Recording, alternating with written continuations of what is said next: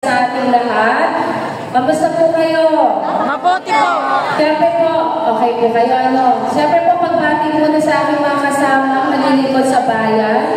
Ang mga kawali po ng Treasurer's Office, sila po mag-distribute sa inyo ng mga assistance.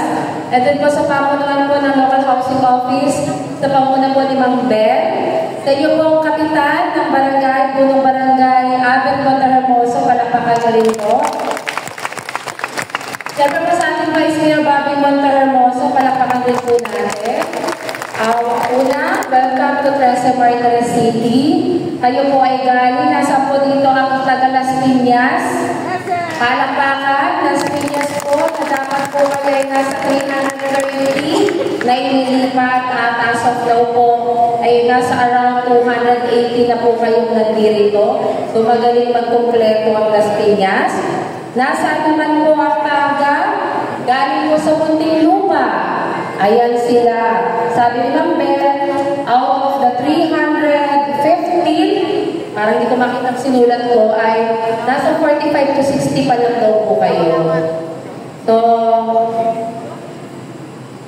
kamusta po kayo dito sa Trece? Sabi sa akin ni Ma'am Bel, kayo daw po ay lumipat dito ngayong taong ito. Tama po ba ako? Opo. Siyempre, ang karaniwan po nagiging problema ng mga lumilipat, siyempre doon po, urbanized, di ba? Sa Trece, umuundan pa lang, tapos ang napuntahan niyo pong kaloklokan bang tawag doon ka, sulok-sulukan ay doon po sa summer homes. Pero ang kagandahan po dito sa lungsod ng Trece Martires, kumpara po sa pinanggalingan yung Las Piñas at Muntinlupa, dito po sa lungsod ng Trece Martires ay tahimik, walang baha, diba? Walang landslide. And also po, kayo po may sariling bahay at lupa, hindi kagaya doon. Kaya nga kayo nandito diba? Na-displace kayo dahil kayo ay mga, ano tawag sa inyo? Squatter! English yan, diba? Informal settlement. Pakinggan. Pero yung Tagalog, squatter daw po. Dito sa Trece, hindi na kayo squatter. Homeowners. At pag tama kayo dito sa lupa ng Trece, kayo po ay masasabi namin Trecenyo na. Hindi na kayo dayo galing sa Las Piñas at Muntinlupa. Naniniwala po ba kayo sa akin? Opo! Siyempre, para kayo po talaga maging full-fledged Trecenyo, bukod po sa kayo dito na nakatira, kailangan mo kayo rehistrado. Okay? Sige nga, tanongin ko kayo. Sino po dito ang rehistrado na sa Trece? Okay, ka-open lang. Kung ang reason nyo ay ka-open lang ng registration, maunawaan ni Mayor Gemma. Pero kung meron kayong hindi maiwan-iwan ng serbisyo doon, dahil mas maganda ang serbisyo doon kesa sa dito, baka hindi na rin kayo maka-avail kasi inilipat na po kayo ng inyong bayan dito sa Trece. Diba? Inilipat na. Mawawala na sila ng sakop o authority over or ano tawag ng obligasyon over sa inyo. Kayo ay obligasyon na ng Trece. Para kayo ay maging obligasyon talaga ng Trece, may ordinansa po kasi dito. At alam mo po, ito rin po ang ordinansa sa ibang LGU. Kailangan po ay registered voter. So, dapat sana po ay magkakaunawahan tayo. Diba? Malayo pa po eleksyon. Baka sabihin nyo, si Mayor naman. Diba?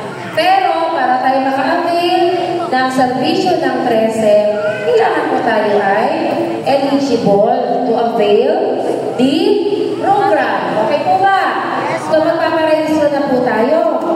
Okay, nagkakaintindihan. Kasi baka mamaya, may kailanganin kayong assistance, hindi mo namin ma-process dahil hindi kayo qualified. Diba, hindi rehistrado.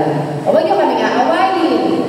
O, diba, mas mabalik kayo ng Las Piñas at Muntinlupa. Pero nakwento ko rin, Vice, baka hindi alam, hindi lang po hair cutting and hair rebanding ang ating sinasalabrate yung ano po, pagbibigay ng kit para po magsimula tayo. Hindi lang po yun.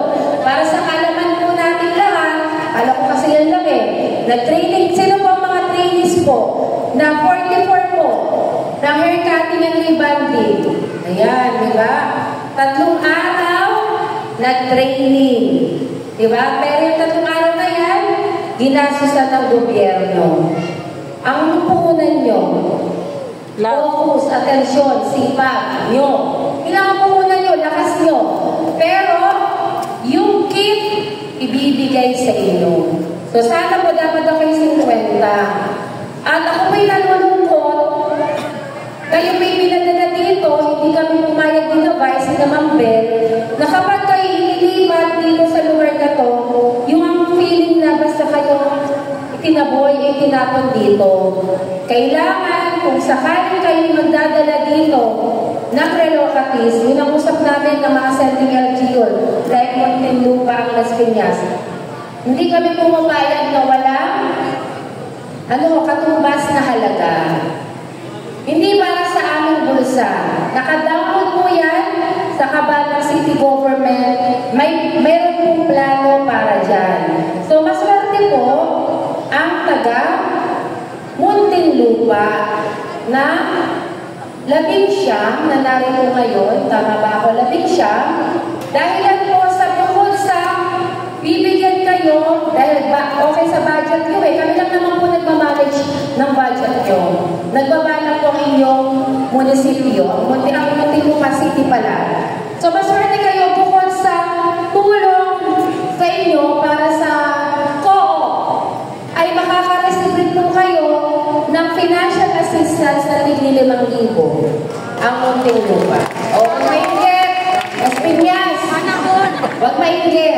Kasi mas maraming magbigay ang Muntinlupa. Kahit gustuin namin po ang Las Piñas ay meron rin, bigay sa budget. Kasi yun po yung, bago naman po nag-download ng budget ang Muntinlupa, Las Piñas, may proposal po si Ma'am Bel na inaprobahan po.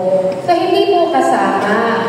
Yun po financial assistance. Pero, katulad nila, meron din kayo tigli 5,000 na ilalagak sa co-op. Wala ba palakpakan yan? Kaya lang, yung 5,000 yan, hindi diretso sa bulsa nyo. Kung tutuusan, ano ba ang konsepto ng co-op? Ang co-op po, dapat may saping puhunan. Ibig sabihin, ng lahat ng miyembro na naka-member sa co-op, kailangan may binigay na saping puhunan, pera. Kung napagkasunduan nyo, tigdo 2,000, 5,000, lahat kayo dapat magbibigay. Pero ang ganansya nyo, pwede kayong mangutang kung credit cooperative kayo, kayo lang, mga member, sa murang interest, 2%. At kapag ka year-end, may paghahati, bukod doon sa makakautang kayo, meron kayong kikitain patronage refund dahil sa pag-utang nyo. Diba, pagtangkilik nyo sa business ng co-op, yun ang utang. Sino mahilig mangutang? Sino mahilig mangutang? Taas ang kamay. Mahilig tayong mangutang. Eto, pag nangutang tayo, meron tayong obligasyon, tsaka malasakit kasi aarihin natin pera nyo, ang pera nasa co-op. So, dapat, galing sa inyo. Pero dito sa ginawa natin, dahil sa masyado nyo naman binaby ang mga tao. Paano nila pagmamalasakitan yan kung hindi galing sa sarili nilang bulsa? Ganun talaga. Ayun ang proposal. Mahal kayo ng city government. Kaya yung dapat na galing sa bulsa nyo, sinagot na ng government para may saping puhunan na kayo. Masaya ba kayo doon? Okay. So, pwede kayo mangutang. So, sa patronage refund, end of the year, yung mga, saan ba nakikita pupunta yung interest? Ginamit yung interest sa inyo. Lalago yung pera nyo at at the same time, may percentage yan na pwede kong maghati-hatian. Yun ang tawag dyan ay interest on capital share. Nag-ano ba sila? Nag-sign nila? Nagsabi na, makakasatingin lang yung paano kung makakautang dyan. Kailan, di ba? Ganon. Dapat alam nyo kung paano uikot. Sino po ang kanyang yung BOD at Bel? Mga BOD. Board of Director. Meron? May manager. May treasurer.